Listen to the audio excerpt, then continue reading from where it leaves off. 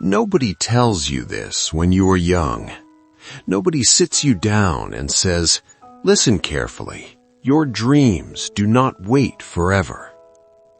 They let you believe that time is something you have plenty of, that you can start tomorrow, that next month is fine, that next year is still early.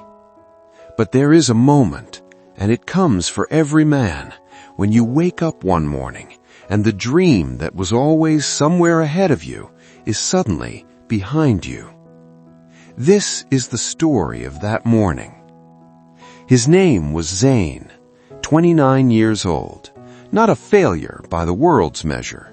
He had a job, he had a phone full of contacts, he had a routine that kept him busy from morning to night. But busy doing what? That was the question he never let himself answer. Because somewhere between 22 and 29, Zain had made a quiet deal with himself, not out loud, not on paper, just a slow, comfortable, silent agreement. I will start when I am ready. I will begin when the time is right. I will chase it, just not today. And today became 1,000 days. It started with a birthday, his own. 29 candles. His friends laughed. His mother hugged him. The cake was good. But late that night, when everyone had gone home, Zain sat alone at his window.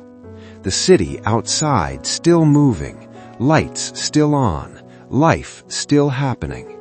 And a thought arrived that he had never allowed before. How old did I say I would be when I finally started? He remembered 25. He had told himself 25. Then 26 came and he said 27.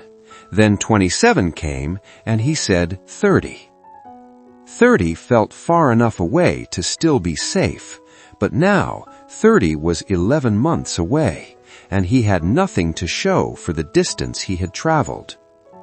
That night, he opened an old notebook, the one he had bought 3 years ago with such certainty.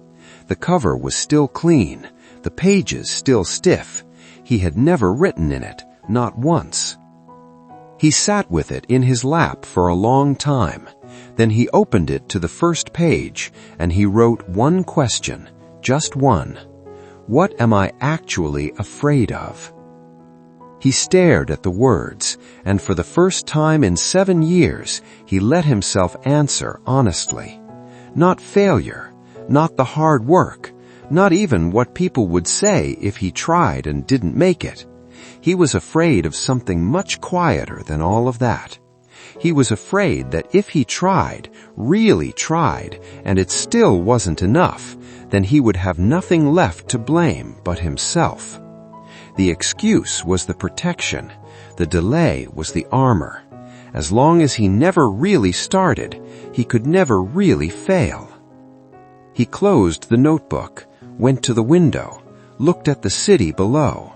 All those lights, all those people, all those lives moving forward in the dark. And something landed in him quietly, but completely. Every single one of those lights belongs to someone who started, not someone who was ready, not someone who had no fear, not someone who had more time, just someone who started. He looked at his reflection in the dark glass of the window, 29 years old, not too late, but not as early as he used to think. And for the first time, that thought didn't make him want to close his eyes.